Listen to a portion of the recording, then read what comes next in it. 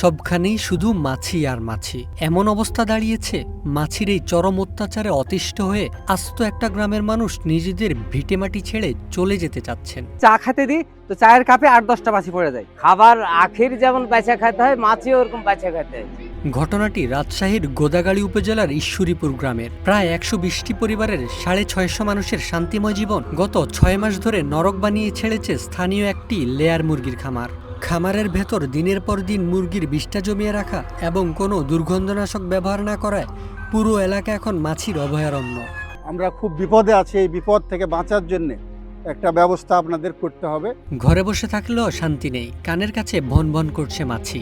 ভাত মুখে দিতে গেলে প্লেটে এসে পড়ছে মাছি। এছাড়া ঘরে নবজাতক নিয়ে আতঙ্কে দিন কাটছে মায়েদের। কষ্টের বিষয় হলো এলাকার তীব্র দুর্গন্ধ আর মাছির ভয়ে গত 6 মাস ধরে এই গ্রামে কোনো আত্মীয় স্বজন আসতে চাচ্ছেন না। এমনকি মা বাবার বাড়িতে আসা বন্ধ করে দিয়েছে মেয়ে জামাইরাও।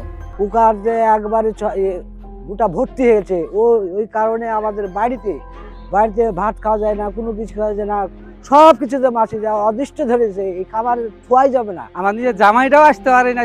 ধরেন আপনার ঈদ হয়ে চলে গেল, জামাইটা আসছে না শুধু মাছির ঘিন্নার কারণে। গ্রামবাসীর এই দুর্ভোগের কথা শুনে উপজেলা প্রশাসন পরিবেশ দূষণ ও লঙ্ঘনের সত্যতা পেয়েছে। পরিবেশ অধিদপ্তর জানিয়েছে খামারটি পরিবেশ আইন লঙ্ঘন করেছে। চলতি সপ্তাহের মধ্যেই খামার মালিকের বিরুদ্ধে আইনি ব্যবস্থা নেওয়া হবে। যেহেতু পরিবেশ সম্মত নয়, আমাদের কোনো লাইসেন্সও নাই এবং আবাসিক এলাকায় করার কোনো এখতিয়ার নেই এসব মুরগির খামার, যেহেতু পরিবেশ দূষণের বিষয়টি থাকে। 1 সপ্তাহ সময় দিয়েছে, আশা করি এর মধ্যে উনি সরিয়ে ফেলবে আর কি, না হলে আমরা আমাদের আইনগত ব্যবস্থা নেব এবং আমরা ওনাকে মোবাইল কোর্টের আওতায় নিয়ে আসবো। তবে গ্রামবাসীর অভিযোগ, তারা আর কোনো আশ্বাস নয়, বরং দ্রুতই এই ভোগান্তির অবসান চান।